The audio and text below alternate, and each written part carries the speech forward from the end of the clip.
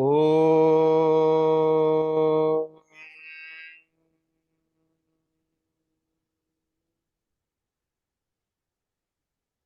Prapanna Parijataya Stotra Vetraika Panaye Jnanamudraya Krishnaya Geetamrutaduhe Namaha Om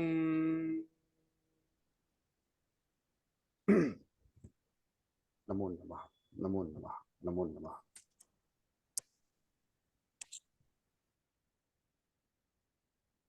Thank you very much, Kalyan. I really appreciate week after week each of you showing up and reading the chapter that is assigned and writing your comments and reading each other's and commenting on each other is something very, very valuable and meaningful. Like somebody mentioned, when Krishna Bhagavan talked to Arjuna, in using the 21st century language, he's called Krishna 1.0. So he's the one, Vishnu showed up as Krishna and he talked to Arjuna. Fine, you know what? We are no longer in 1.0 time period. And then comes what we have is no longer Krishna talking to Arjuna, but a document Sanjaya has captured with his Divya Chakshu. And he explained it to Duryodhana. That is what we have as Bhagavad Gita. And then that was commented upon by various Jagat Gurus, the Shankaracharya and Ramanujacharya, Madhvacharya, and various other people. Then later, different Bhashyakaras and Karika writers have created versions. That, of course, many of the wonderful Swamis, philosophers, even people like Gandhiji, Vinoba Bhave, all kinds of people from all walks of life have brought it to this time and this space. And of course, we have currently, every time period, there are lots of wonderful people who comment on. The current Swamijis will comment on various things. That you might call all these versions of commentaries, bhashyas, lectures being given on YouTube or in person, you might call Krishna 2.0. That means Krishnaji showed up through various Swamis and Gurus, and all of them are trying to help us to connect with the essence of Bhagavad Gita. And of course, there are various satsangs that are going on all around the world. Like my niece was telling me that in University of Chicago, or not University of Chicago, IIT, Illinois Institute of Technology, there are several students who have come from India. They are actually finding new meaning for Bhagavad Gita, because for the first time leaving the country, coming to United States and listening to it, suddenly they are finding a lot more meaning to Arjuna Vishada Yoga in a different way and Jnana Yoga, Karma Yoga in a different way. And they're trying to find their own purpose, passion, and meaning. I think they are having conversations. And we are having conversations. We looking at the second chapter is a huge one, 72 slokas. If somebody said the second chapter itself summarizes the entire Bhagavad Gita. So it's an extraordinarily meaningful and complete chapter. So when we reflect on it from the perspective of not what Krishnaji said to Arjuna, or not whose commentaries do we need to look at, or whose lectures do we listen to, but if we directly look at it and say, this is the Bhagavad Gita that I am hearing and reading and watching, but this is what is coming up for me. That is Krishna 3.0, because Krishna has become Antaryami. Krishna has become somebody who we internally invoke by us becoming Arjuna. That's the reason why I'm paying a lot of attention to what you are writing week after week after week. And I know some people are more active in writing your action items, but I encourage one and all to really reflect on, when you write, this is what I got. These are the slokas I'm inspired by. These are the questions that are emerging in my heart and mind. And these are the actions I am taking for myself. You truly are getting into the role of Arjuna, just like Arjuna has questioned, challenged, asked for elaboration, asked for commentary, asked for all this type of stuff. When you read other people's comments, even more importantly, when you write some of the comments, that's the reason why this group and what you guys are doing is extraordinarily important, because you are actually taking the role of Arjuna in 2024 and then re-examine the Bhagavad Gita from the kind of Kurukshetra that you are living in. Whether you are an entrepreneur, whether you are a leader, whether you are a scientist, whether you are a homemaker, whether you are a student, from your own angle, when you can put whatever you can understand. Some of you might be experts and who have written books on Bhagavad Gita. Some of you have written dissertations and theses, and you teach Bhagavad Gita as some of you are reading it the first time. It doesn't really matter. My sense is, when you invoke the Krishna, Bhagavad Gita will bring the, when you invoke Arjuna, Bhagavad Gita will bring Krishna to you and allow the Krishna to emerge from your own inner conscience. That is what I'm seeing as the promise. From that context, I really like the deep engagement for some of you who are able to make comments about what is happening and applying it into, because we divided it into 8 areas, and applying it to personal and professional growth and communication and relationships.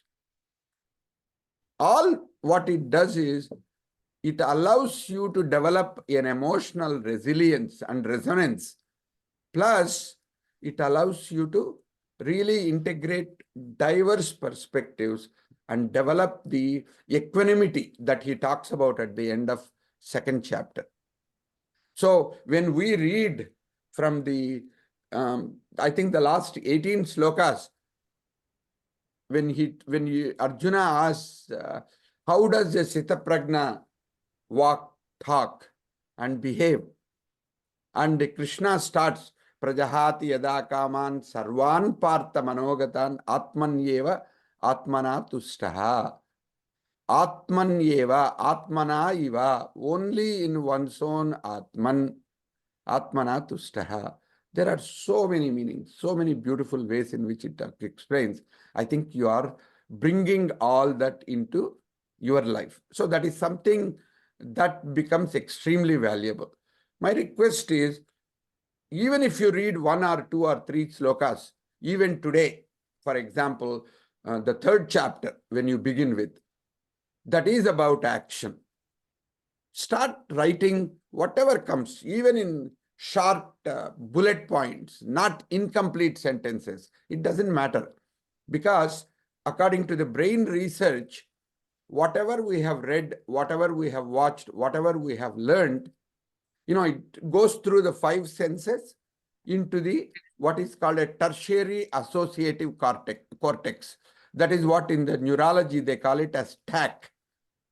All the 5 senses come in, and that's where actually everything comes together. All sense perceptions come together through, the primary visual cortex. Whatever we see goes through secondary visual cortex. Tertiary cortex is where it comes. What is interesting is in the brain, right next to the TAC is the motor cortex. When you write something, when you type something, when you express something, whatever you have perceived from outside becomes part of your inside. So that is, the reason why I want you to really do this. Now, when I read what you have shared, like for example, in self-development, Chanchalji, who is here, she discussed the value of non-attachment to actions, nishkama karma, and maintaining a balanced mindset regardless of success or failure. That's an extraordinarily important one. Those are that is one of the key things that people have talked about from time eternal. So that means, how do we act day after day after day in whatever task that we take on without looking at what is in it for me? The key, one needs to remember, when you are non-attached to results, it is not just the non-attachment to actions. There are 2 parts to it. The attachment to the results at the end is one, the phalasakti. Second one is doing whatever I do without necessarily saying I am the one who is doing it. Kartrutva bhavam and bhoktrutva bhavam. I am the one who is doing it. I am the one who is enjoying it. There are how do you do it as this is coming through me? I'm grateful for having the opportunity to do it. I am not the one who is doing it, but it is getting done. These 2, many people mistake and say, hey, how can I actually do this without really focusing on the result? My company trusted me. They gave me this responsibility. They gave me this job, or is in my family as the wage earner, or as the mother, or as the head of the family. I need to make sure the results come through. I need to pay attention to it. Isn't this in conflict with it? My request is for you to look at and say, it doesn't say, don't have good sankalpas. Don't create a good plan. If you remember, the Bhagavad Gita is happening after 14 years of plan. Even Krishna himself helps Arjuna and Duryodhana to decide whether he should be on one side or whose side the entire group of Yadavas, who will they fight for. So you do all your plans. You create all your sankalp. But once you do all your strategic plan, once you start acting it, become aware.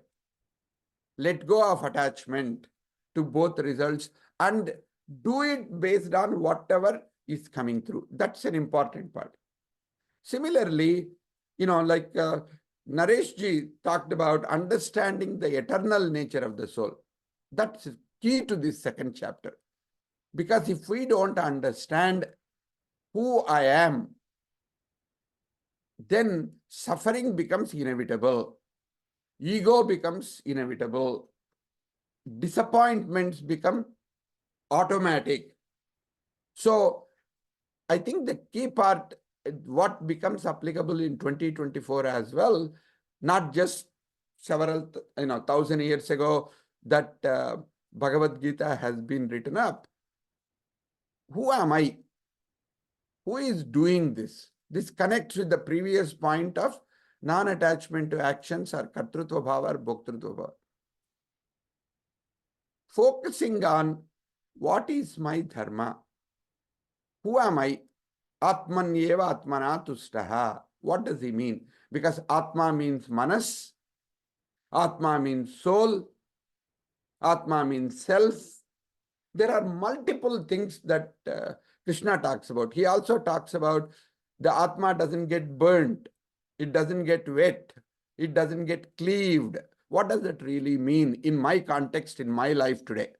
When I talk to my spouse, when I talk to my kids, when I talk to my boss, when they said what they said, how am I taking everything so personally? Why am I so upset or excited or thrilled or totally disappointed in myself and other people? When I do that, who am I thinking I am? Have I remembered what this is?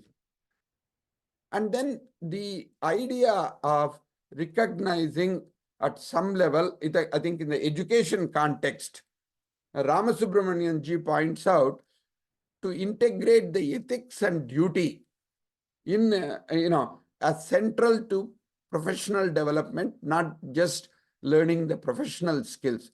Yes, this is what we call soft skills, is knowing about myself and knowing about others and paying attention to who others are and who I am, not just the level of competence and skills and all other type of stuff.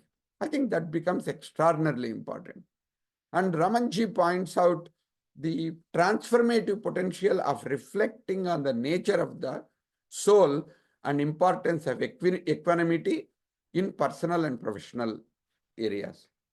Similarly, several of you have talked about, like Lakshmi commented on, she created nice set of equations, progression from healthy dependence to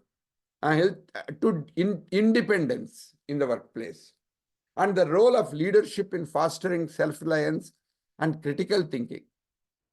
In my comments, I just made some of the things which she talked about, support and all of it. I was saying maybe you need to think about dependence to interdependence happens through, dependence to independence happens through interdependence.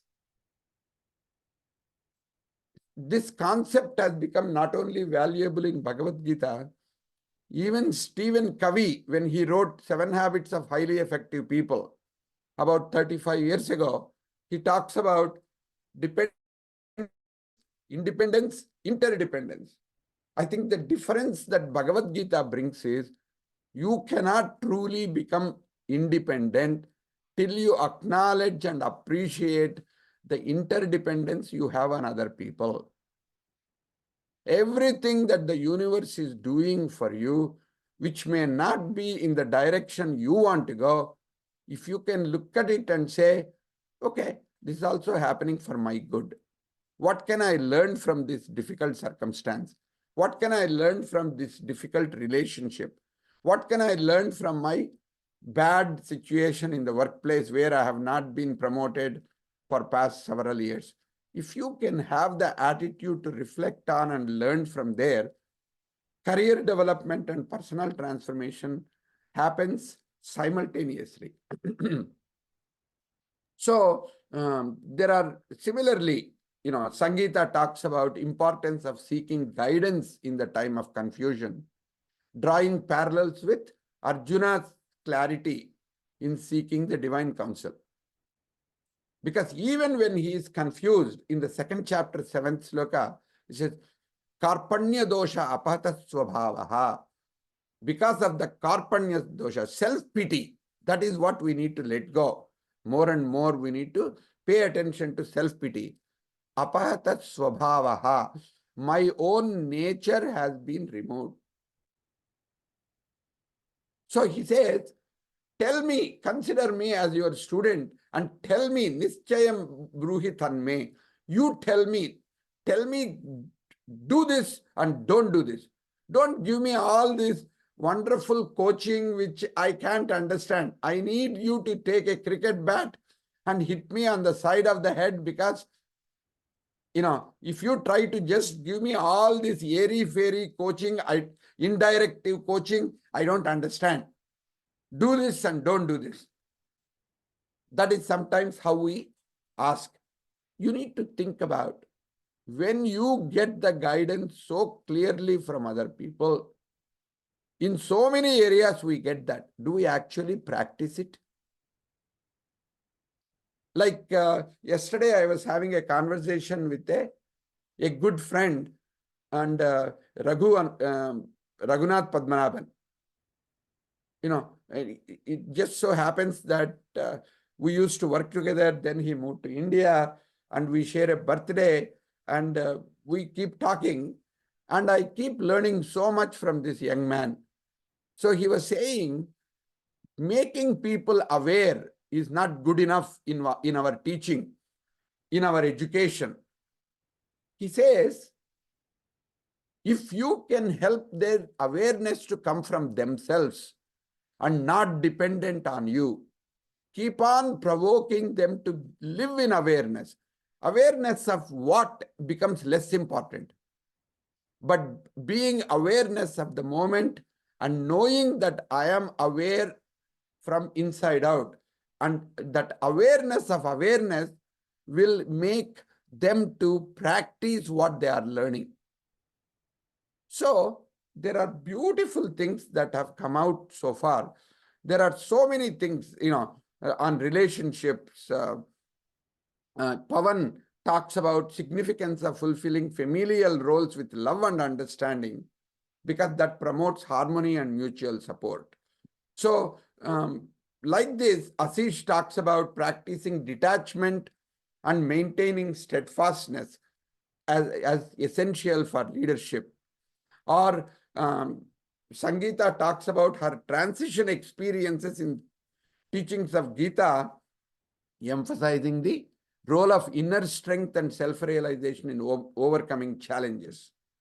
And in youth development, Raman talks about importance of teaching essential nature of soul and focus on duty to youth, so that they can see themselves beyond the material achievements. So there is a lot of stuff which you have done. The learnings have been deep. The comments have been rich. And I think, as each of you are reading each other's, my recommendation is, how do we actually pay attention to this throughout the week? So in your conversations, when you go into small groups, look at what is emerging, what actions are you learning from each other, and how are you actually benefiting from this session, and what questions are coming up, if you can pay attention. And my request is, start on the 3rd chapter right away. Once you do this session, start writing, because more you write, more you comment, and more you do that, it will be extraordinarily valuable. And another thing is, each of you in your small groups, when you go, nurture that group, nurture the relationships in that group, encourage each other. Make sure if your group members are not able to participate, send the messages that you have written to them and read their messages, encourage them, so that you actually will nurture each other to develop the area which you have taken on. If you have taken on self-development, or if you have taken on communication, make sure you are becoming Krishnas to each other, and you becoming Arjuna to, in that group, in such a way, you can get a lot of value out of it. So I look forward to listening to your comments 30 minutes from now. And Satya Krishna, please do your role and let them have further conversations. Yes. Prasadji, if I may comment, that's a joining. I was in a conference last week at the security. They were talking about it. Cyber security is not a luxury. Cyber security is necessity. So something similar. I'm thinking Gita is not a luxury. Gita is necessity. So probably we should think about having a cap like this sometime in the future. True. Very interesting. Maybe somebody can take it up. Maybe you can take it up and then offer that to everybody and see how many of them would like to get some. They can order and get it. I think it's a great idea. Thank you. It's a great idea. I came across another quote like that, similar to the cybersecurity one. KNOW Gita, KNOW life with no highlighted, like no Gita, no life. That's good. Yeah, no Gita, no life. Beautiful. All right. Welcome back, all of you. So which group wants to go first and report what summary of your conversations are?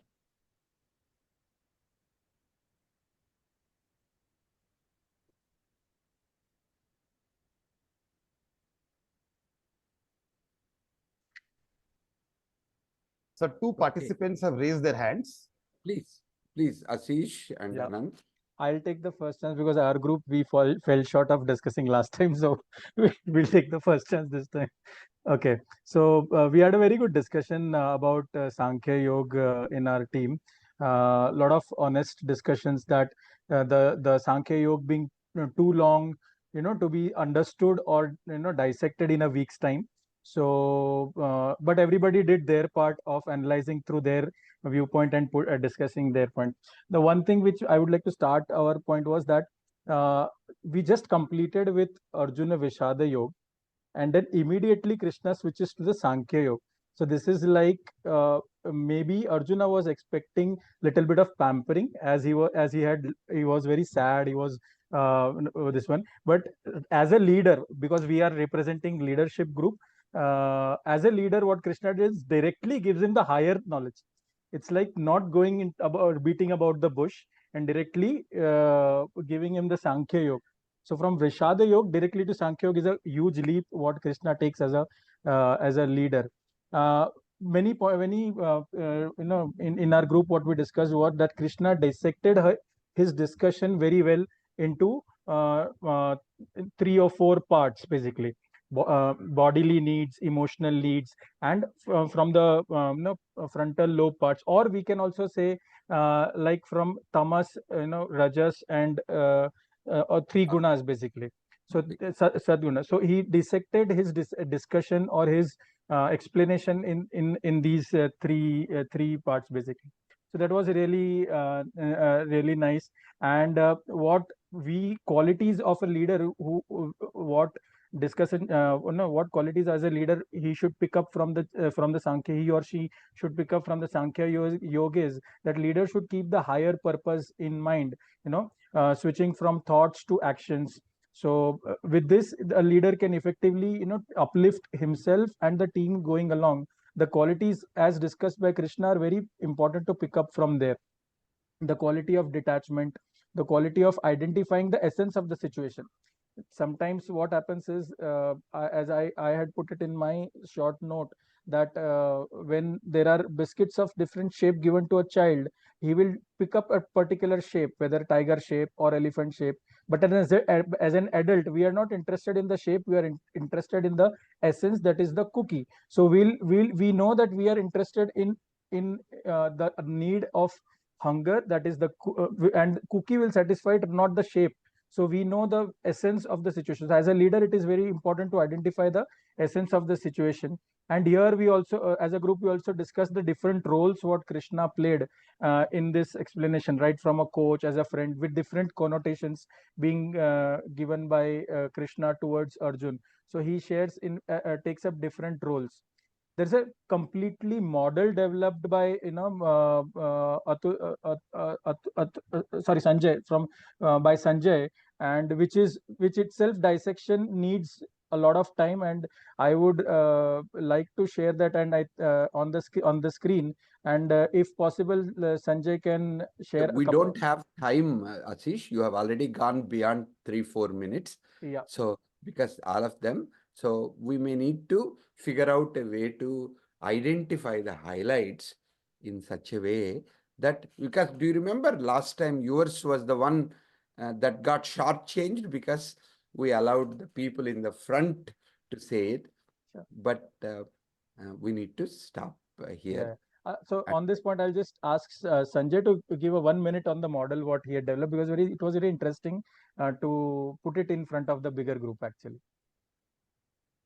Ashish, I just invite anybody interested in it, to just write to me on the LinkedIn group. I'm happy to engage. Yeah, I'd rather save the time for rest of the group right now.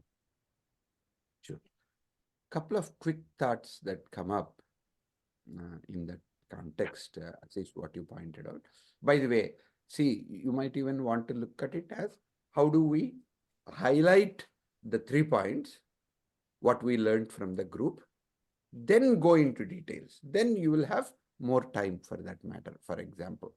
So if we go into, as we are reporting, if we go into detail of each point, you may not even be able to say all the 3 points which you need to say. Okay, that is something which we need to look at.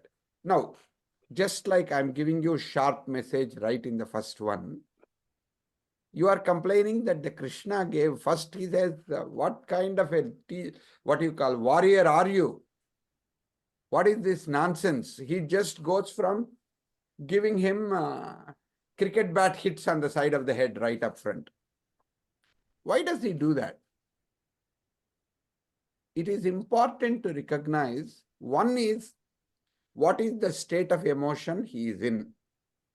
Second is, what is the context in which he is going through these emotions? Third is, who is this person who is going through all what that they are going through? So who, when, what? If you pay attention to these, then how do you respond and how do you comment on becomes extremely important. That's exactly what Krishna does. He looks at it and says, you are asking these questions now. After you came in and you are in the middle of the war, you're looking at both of them, and now you talk about ahimso paramo dharmaha, ahimsa is the best, or I should not kill and I want to drop, and I'm going through all this type of stuff. He says, Chudram Manoday, I mean, Daurbalyam. He says, why is that? Why are you going through this weakness of the mind? What will happen at the most? If you win, you will get the kingdom. If you die a hero's death. So he just goes to what you call a net comments. Like when I used to be a coach to people, when especially I found out when I was a coach to CEOs or leaders in C-suite, what you tell in the first few seconds and minutes is going to be more important than what you tell rest of the time. Actually, if you don't tell some of it very quickly, they won't even listen to rest of it. They turn off very quickly. Same thing, Arjuna is a king. So Krishna is being a coach or a mentor. He needs to give net the points that he needs to pay attention to right up front. Whether he takes it or not, then I will double click into next level of comments. I'll double click into next level of comments. So even according to modern coaching or mentoring or what we need to do, Krishna has used it. So this is an extremely important chapter because he doesn't go into elaboration of various characteristics or Atman or, Sankhya, the whole philosophy or various Sitaprang Lakshanas, till he gave the message. What are you here for? What do you need to do? Let us clarify the intention why we are having this conversation at this place. And within that context, I will give you what needs to be done. Okay, you don't listen to that. I will elaborate a little bit about nature of self. You don't listen to that. Then I will tell you how wise people act. So I'll get you role models. If you don't listen to that, then we'll go deeper and deeper. So it's a pretty solid way of conversation.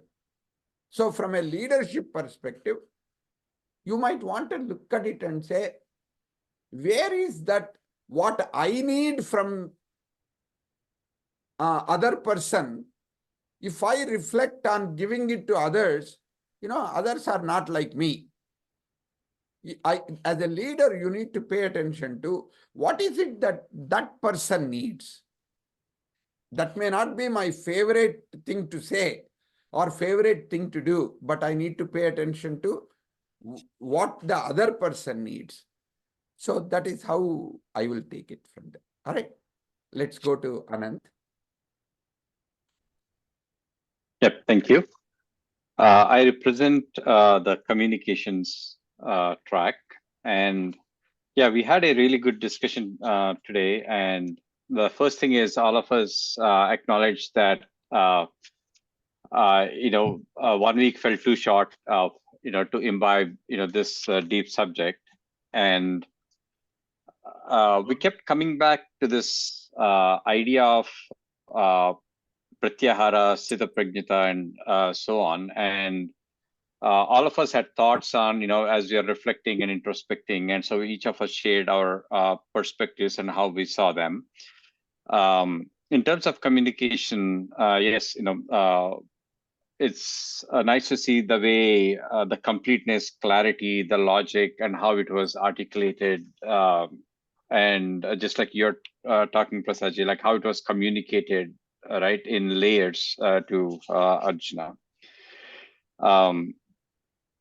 So that was a top level of the discussion, I would say. And then Chinmaji brought his, psychology background, and he was talking about how he saw chapter 2 in a new light for the work he does in psychoanalysis.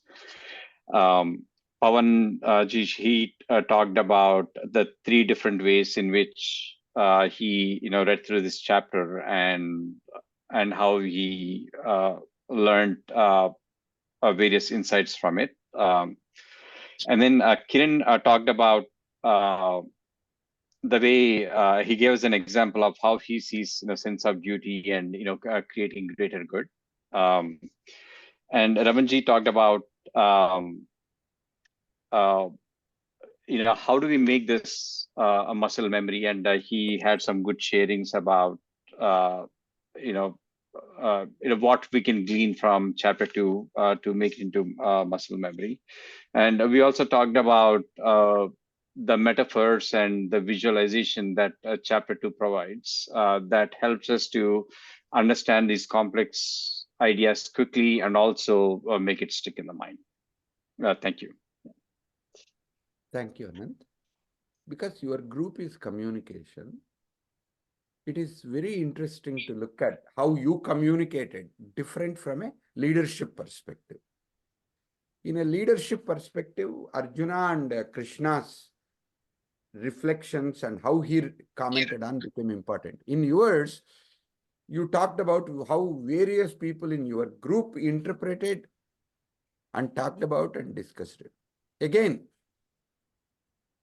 the key seems to be, if Arjuna is listening from one state of mind, how do you shake him out of that state? Because that state is not going to produce the impact in the war that they are facing.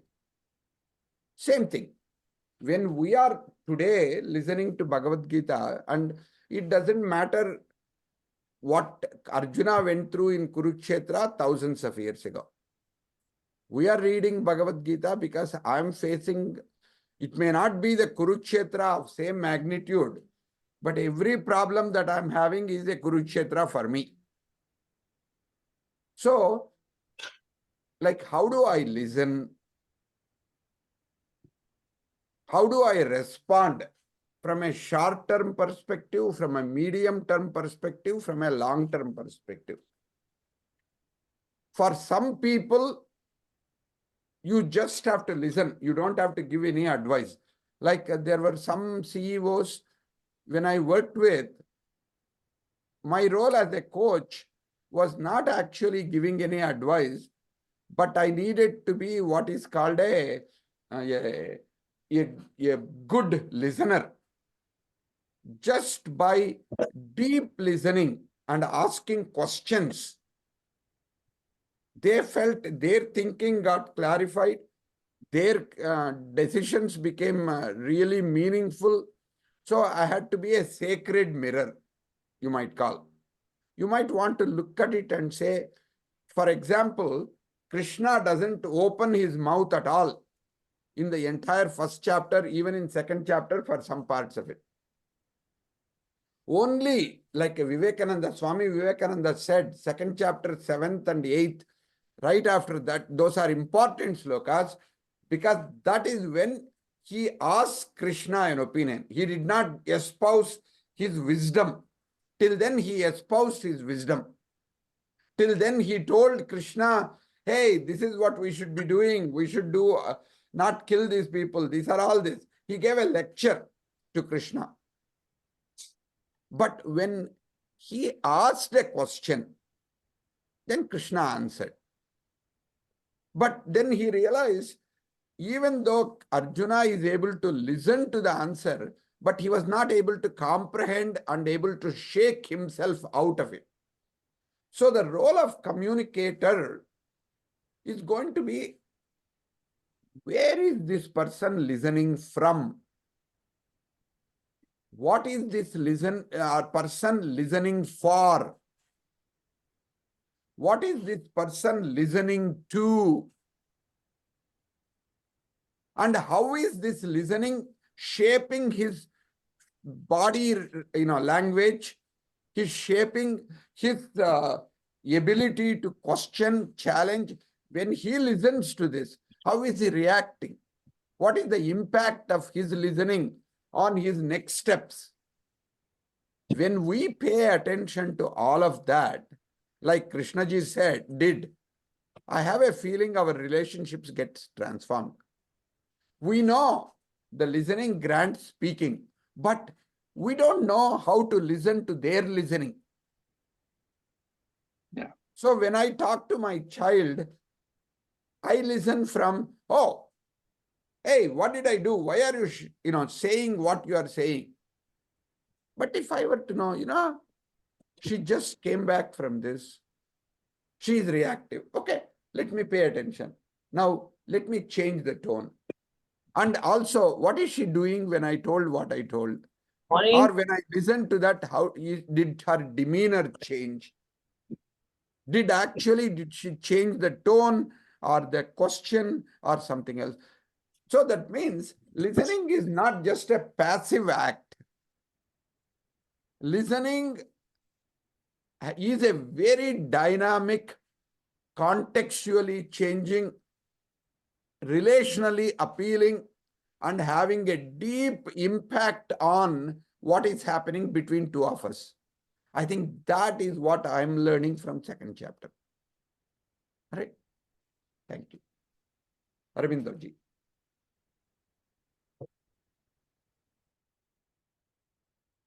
You're muted, Arvind. I'm so sorry. Ours was on self-development, and I will just summarize quickly in exactly 3 minutes. Let me start my clock. So, we learned from self-development perspective. I'm just reading out bullet points of the notes that I made. Everything is impermanent. The calm mind achieves everything. The soul is permanent, not the body. The body will take birth, the body will die, and it's a cycle. We need to maintain equanimity at all circumstances. The things happen by themselves. There is no need to react or go after them. And do your duty even when the outcomes are not as expected, or figure out what you need to do regardless of the results. You have to somehow detach yourself from the outcome, not the the outcome itself, but the attachment towards the way you want it to happen, right? No need to prove anything to anybody. Whatever you do, you will have results. If you fight the war, you will have results. If you run away from the war, you will have results. So you cannot escape from the results. You may be successful, you may not be successful, but be humble to accept the outcome. So total surrender, Sharanagati, as Shloka 7, as Arjuna surrenders, I completely bow to you. You tell me what should I do. So can we completely offer ourselves to the divine? And this offering of Sharanagati to the divine cannot be on a conditional basis. When it suits me, I offer myself, and when it does not suit me, I take myself back. That doesn't work like that. And we need to let go and offer ourselves to the divine unconditionally. Either you do it or you don't do it. So it cannot be conditional. So jnana is much more than just knowledge, and also to gain clarity. Sometimes, like Krishna did, Kutastva Kashmalabidam, we need a jolt to wake us up from our comfort zones. And there are various stages of mind that we go through: anger, depression, and so on and so forth. But we must vibrate. And at each stage of mind, when we vibrate, we are giving out our frequencies, and accordingly, the universe responds. So in this case, Krishna needed to show that mirror to Arjuna and say, hey, you are a warrior, you are a king. This is a tailor-made opportunity for you. What are you running away from? Right? So that is the point. And too much knowledge sometimes may not yield the right results. Because Arjuna was completely lost in his head. We must also develop conscious self-awareness and feel sometimes, to feel rather than to think and use our intellect. And when we realize that everything is impermanent, it takes away our excess baggage of the past, the negative emotions, and so on. And we come to a realization that we are not a body with a soul, but we are a soul with a body. And we continuously keep learning every day. So attachment cannot happen because everything is impermanent, and attachment is the result of cause and effect syndrome. And we are using our energy to this with that and that with this. That is where we keep stuck in the cycle. So soul is independent of the body, and soul is constant, and through various stages of the body, it keeps changing. And if I accept the way I am with my physical body, I become better at accepting myself wholeheartedly and also accept others. It's exactly 3 minutes, sir, and I stop. Thank you. And what is the name of your group? What are you working on? Self-development. Self-development. Okay, good. Couple of To gain clarity. thoughts that, yeah. Because if you notice, why am I asking that is so that my comments can be focused on the theme that you are focusing on, so that I don't randomly go. It's very easy for me to become a Maikasura and talk about everything under the sun when I'm given the opportunity. So I just need to be sharp, just like I'm telling you guys to be sharp. Okay. So one key point which came to my attention when I was listening to you is Gnanam. When we say Gnanam is not same as knowledge. You brought it up. I think that's a key point. In the 21st century, we talk about data, information, knowledge, all of this as a linear hierarchy. Data is like the alphabet of a language. Information is like the words that we put together from the alphabets. Knowledge is what we understand and interpret from the words in a sentence or a paragraph. But you see, that is not the knowledge that Gnanam really means. If we really look at the Gnanam, which is the same Gnana, the same thing, Vignanam, Pragna, if you look at the idea of to know in this context is actually a lot more about having a perspective, developing a point of view, developing a worldview based on what you know. That is what it comes down to. So the self-development that can happen when we know something versus when we got some data. You find out Tata Motors is stock is so and so, and it has gone up so much in the past 1 week. Tata Motors stock is data, but it has gone up so much is the information. But the knowledge is, what does that mean to you? If you are not into investment, if you are not into portfolio and managing money and taking care of some of that, that's a useless information. Your perspective is, okay, so what? What am I supposed to do with this? Why are you saying this? So the idea is, what are you developing? Developing self in that context. Everything you look at it and say, what does this mean to me? Where am I coming from? Then knowledge becomes very meaningful. So like somebody said, when a raindrop falls into a shell, it becomes a pearl. Raindrop falls everywhere, but you don't see pearls everywhere. So it is not the raindrops that make the pearls, but it is actually you being that shell, waiting for that raindrop to convert it into pearl. That means it is you who convert the pearl. It is not the raindrop that makes something into a pearl. So who are you being?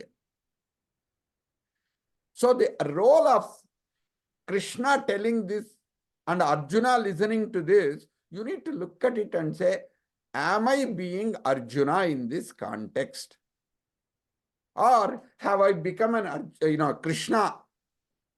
If you notice, even in your comments in LinkedIn, some of them I come back and say, you are saying this, we can do this, you can do this. So I am asking, are you speaking from a Krishna perspective or are you speaking from an Arjuna perspective? Of course, there is a third person. There is a Sanjaya actually. And then there is a Duryodhana. Sorry, not Duryodhana, Dhritarashtra. Sanjaya is far away. Actually, some of these people say it has been reflected on after it happened.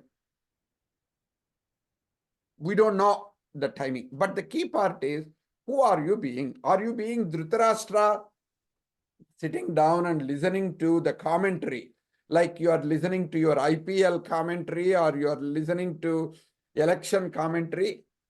Because neither you are a cricket player, nor you are chosen to play in IPL, nor you are the team that is playing, but we all have a lot of opinions about it. Like somebody said, that's why many news reports, or whether they come on television or whether they come in newspaper, do not make any difference to the player, bowler or batsman who is playing the next day game. Why? The kind of commentary that you make doesn't make any impact on the player. These are all look like wonderful commentary that filled up a page or filled up your 5 minutes of your time, but they make zero impact on the player. But on the other hand, when somebody takes the role of a coach or a mentor, when they say two things, when you are bowling, instead of going all the way, have you considered just stopping short and bowling from here? Don't go through the complete swing. That might make a difference of this person becoming, taking 6 wickets from 0 wickets the previous day. What is the difference between a journalist speaking and a coach speaking? You might want to look at it and say, are you listening to this Bhagavad Gita comments or what you are seeing as LinkedIn as journalists writing their reports, or coach writing a report to the coachee? That means what kind of an impact your words have on other people, and also what kind of impact other people's words have on you.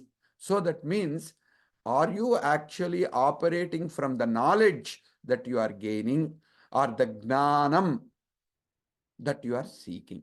I think if we pay attention to that, the developing the self becomes a lot easier. Okay. Thank you very much. Santosh. As we say, perception versus reception. we dissolve the perception, evolve the reception. I think that Yeah. is what ideally the journalist and the coach. Correct. But you see, in all of these, there is another section that is there, which we don't deal with. It is called deception, self-deception. There is actually a very powerful leadership book called Leadership and Self-Deception that came out about 10, 12 years ago. Very, very meaningful. It is the Maya in which most of the time we operate from. We know, so we don't have to do anything. I know all that. See, if you notice, whenever the thought comes to me, I know. If you respond automatically, I know that. That means you know that it didn't make a diddly bit of difference. If your knowledge doesn't make any difference to your own self-development, what good is that? That is what I'm trying to raise.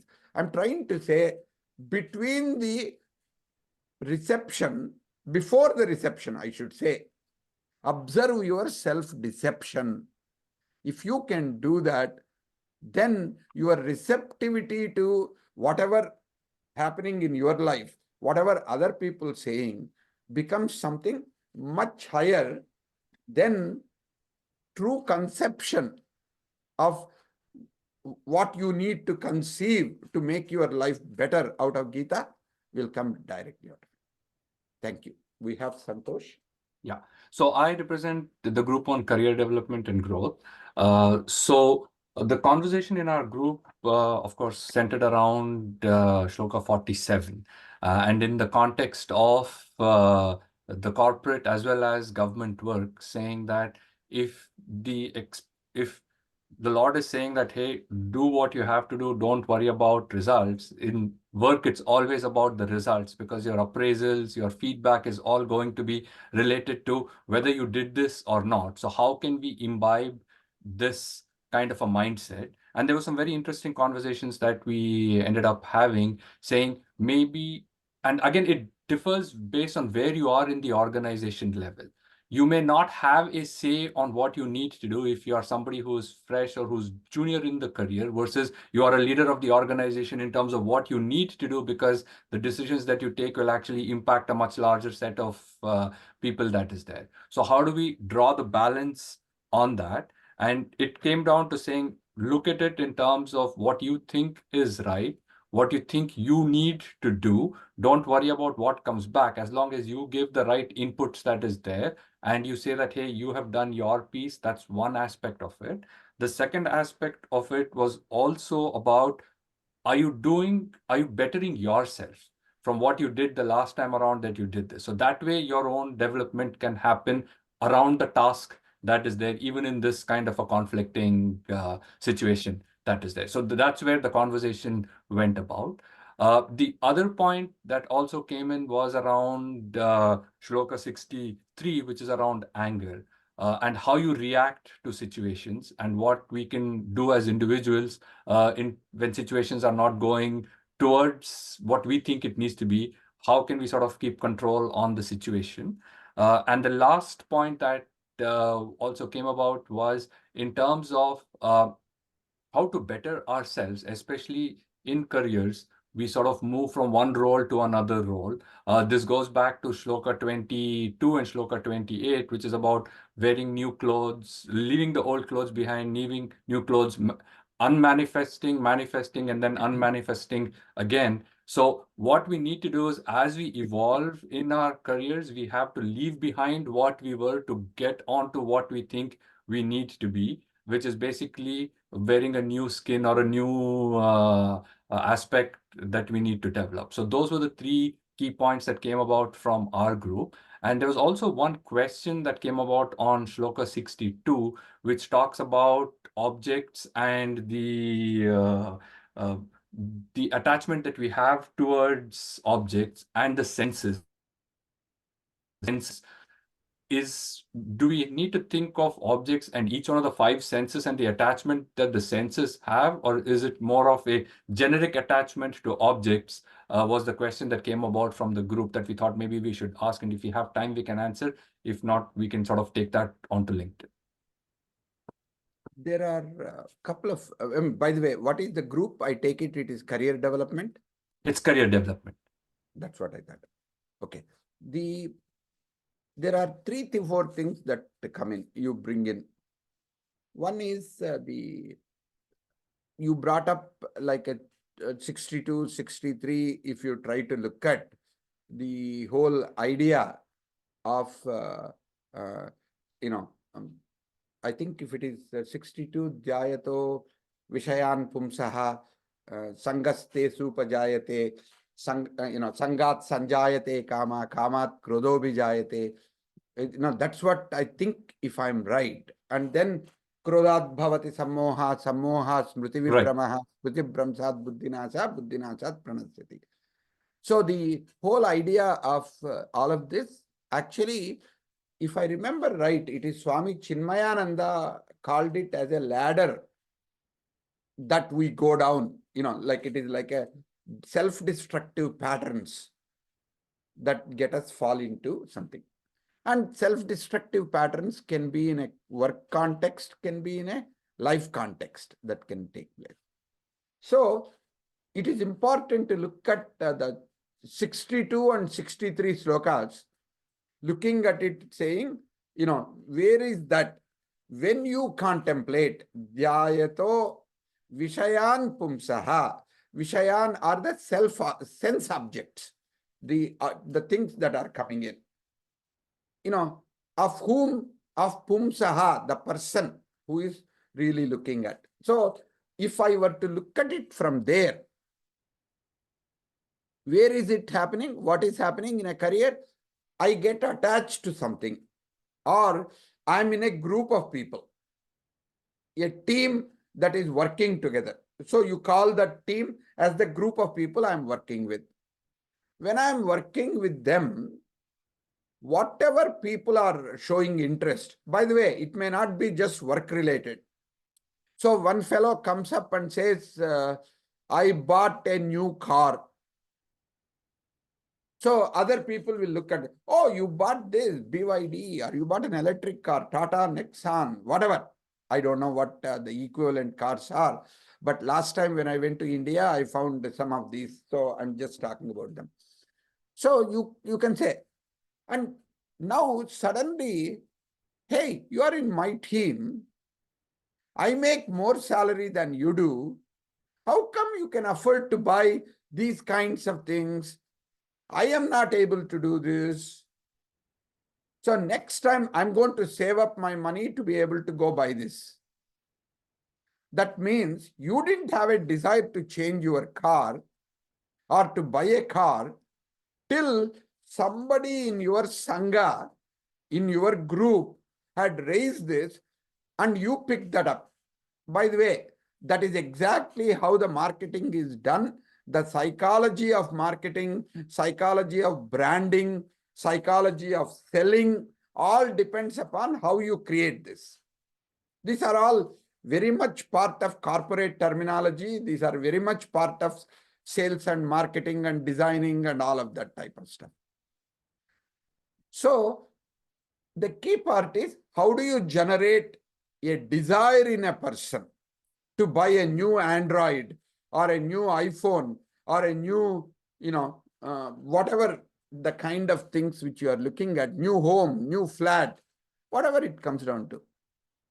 But the key is to recognize when the desire comes, desire is like a fire.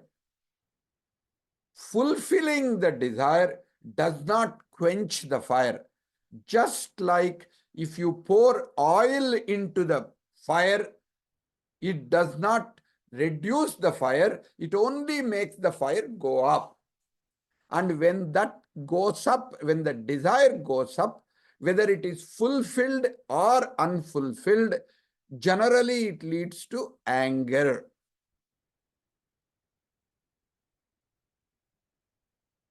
Sangat sanjayate kama, kamat krodho bijayate. Kamat means in the grammar, from the desire.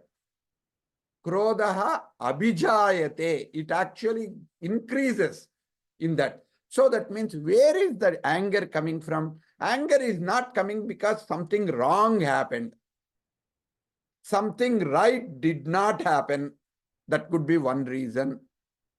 Something right happened, but not living up to my expectations. Like last week we talked about, like if somebody gets a raise, he is very happy because it is 5% more than what he expected.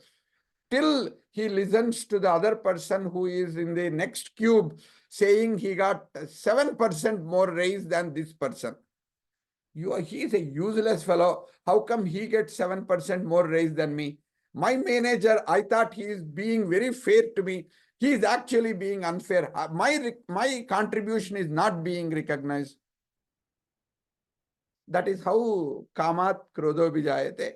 But then also krodhod bhavati sammoha.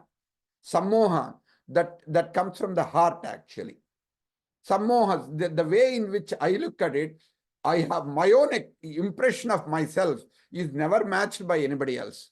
I think I'm so great that nobody, how many of you think your managers and bosses recognize you and treat you fairly and they think that you are being given proper credit? Not much. Why is that? Because in our own head, we have extra importance. In our own mind, we are far superior. Our potential could not be realized because other people are not giving us the opportunity. That is sammoha. What happens because of sammoha? Sammoha smruti vibramaha. Smruti vibrama. Vibrama means there is a certain amount of confusion, there is a certain amount of way you look at it and say, wow, this is what it is. Vishesha Brahma. You are like not just distracted, you are like caught by that fantastic image of yourself. And that changes your smruti, your memory of what actually happened.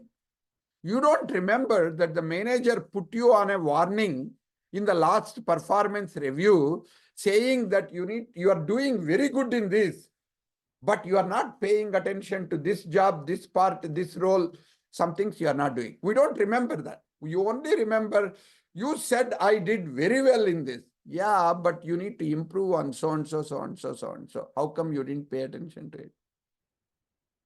Smruti vibrama, you only remember what you want to remember. Smruti brahmsad buddhi nasaha. When that happens, buddhi, what is buddhi? The ability to make decisions.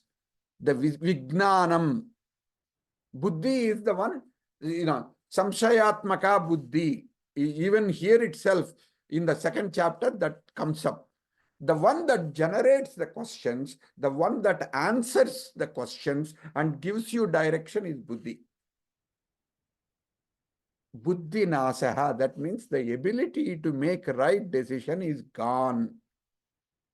When the ability to make right decision is gone, because we are known by our buddhi, I'm talking before generative AI came in, because our buddhi, our intellect determined who we are in the workplace.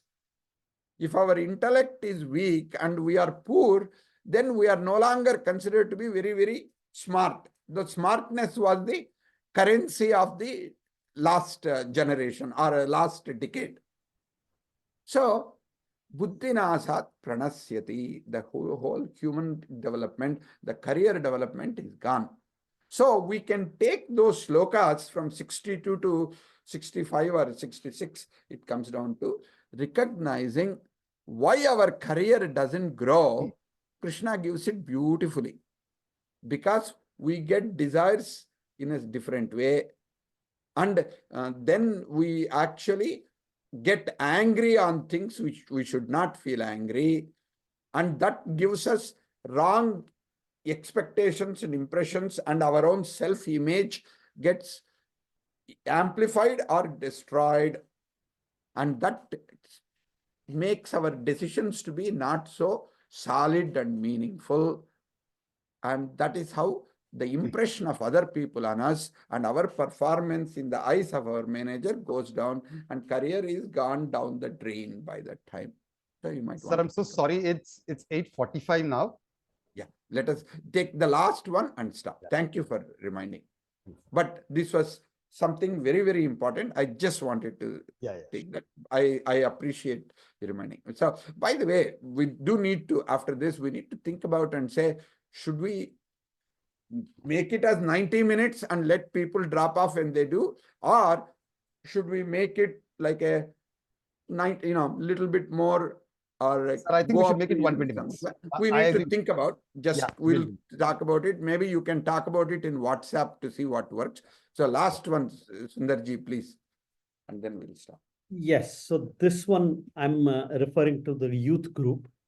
In the youth group, since there has been a lot of analysis and points, learnings raised on the LinkedIn and in other ways, we focus more on how do we, what points do we highlight, and how and what we take to the youth.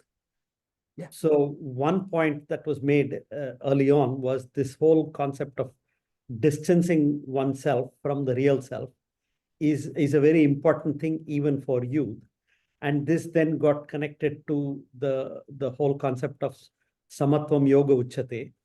While we as seniors or grown-ups do understand what emotional roller coaster is, the youngsters are the ones who are experiencing it on an everyday basis. So therefore, that whole concept is very clear. But here, chapter 2 presents us a way in which we bring in this concept of samatvam right up front. And Krishna already introduces almost 5 different pairs. And then later on, there are more pairs coming on. So this is a good starting point for the discussion with the youngsters. And then later on, karma kaushalam, which is that yoga is the efficiency or dexterity in action, which then allows us to demonstrate to them how they can be a better student, a trainee, a better entrepreneur, or whatever it is, and how this provides that entry point for that. So one of the things that came up in our group is that there are people, even within this larger group as well as within this youth group, who are trying to figure out what are the best resources. There's a lot of general reading people have done, or overview reading people have done. Now they want a little more depth.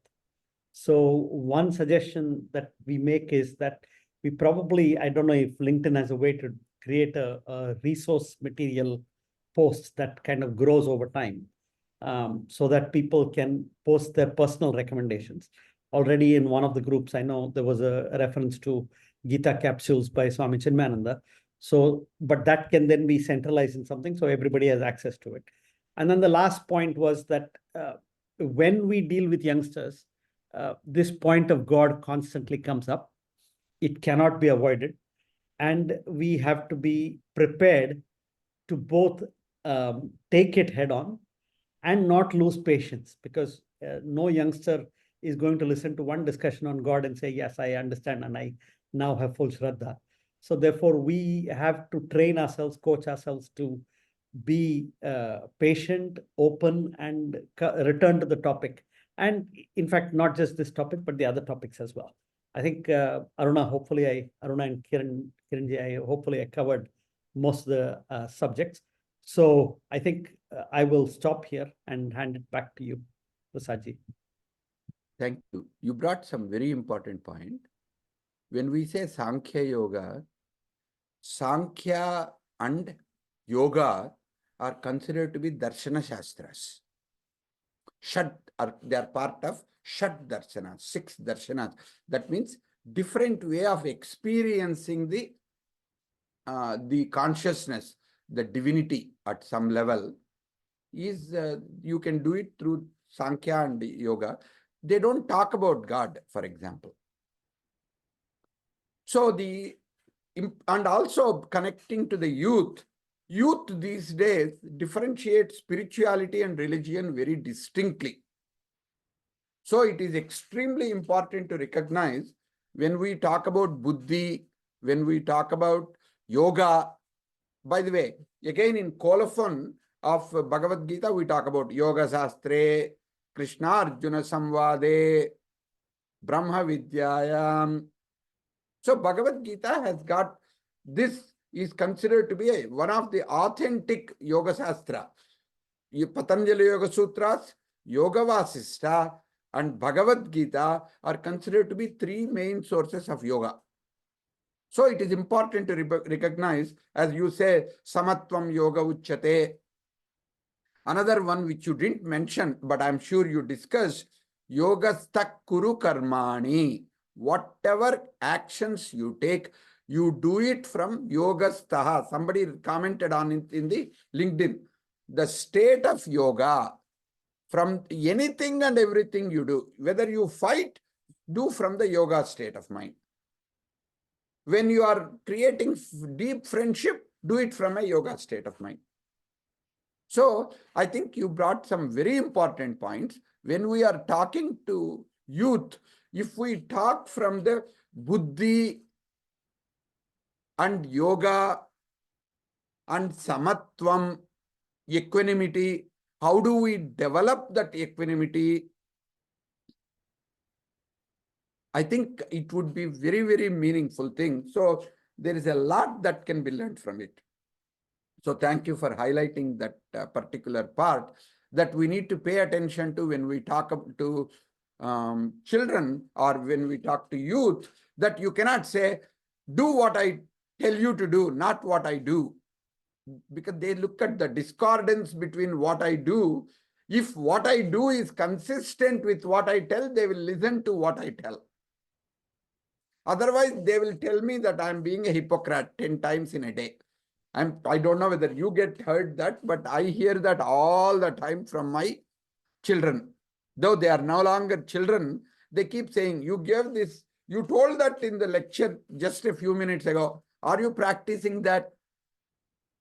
So they are looking for role models. They are looking for you to act on something. So that's one reason why the idea of you practicing what you preach is going to be more important than what you preach. Actually, even if you don't preach, your actions become something that they will learn from. By the way, I will bring it to, closed by saying the third chapter is all about action. We will talk about akarma, vikarma, and karma. Not doing exactly opposite of what we are supposed to do, and doing something well. So this is a really important chapter. I hope you can quickly look at it and start commenting on some of that.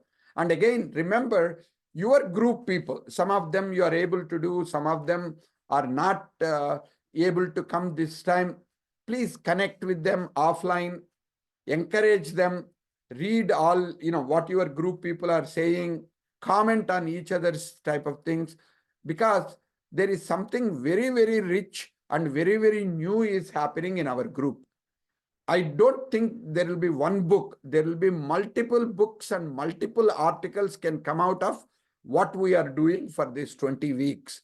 So, and this is a really good social experiment that we are all doing, we are all part of with Krishna 3.0. So please pay attention, document, store, write articles, and engage and make sure all the 140 people who signed up, actually, if you can talk to people, encourage them, participate in whatever way they can, please do, because I have, based on these conversations, I have a really wonderful feeling in my heart that we are doing something extremely meaningful and valuable. Thank you for playing with me and participating with all of us, and making my Sunday and this week to be something very rich and joyful. So, Sir, Kalyanji? sir, if Yeah. I may suggest one thing, Yeah. When we start this session, usually we discuss about the LinkedIn posts and picking up points. Just to make it a little more crisp, if we can start a breakout room within, say, 10 to 15 minutes of starting. And because those points, anyway, the ones who have posted on LinkedIn will be discussing in their respective groups. And then once we come back for discussion, we can collate, and that way we will avoid all the repetitions and redundancies. Beautiful. So then when I start it, I won't start from reflections then. Okay, that's good. I also have been thinking of how to get whatever first chapter, second chapter summary, whether I should write up some small articles. If I can write up some summaries, I will try to post it on LinkedIn myself also. And if any of you have got some things which are coming up, some of you have made notes on this chat session. I hope all of you are posting those in LinkedIn as well, because there are some rich conversations that are going on right here, and very meaningful comments you are making. Please post them, and let us find a way in which other people who are listening in a different way, we can encourage them and bring them into our lives so that our lives also get enriched. Have a wonderful, delightful day. Kalyanji, please complete the invocation.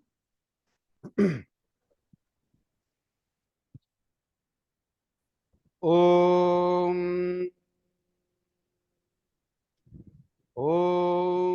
Purnamadah Purnamidam Purnat Purnamudachyate Purnasya Purnamadaya Purnameva Vashishyate.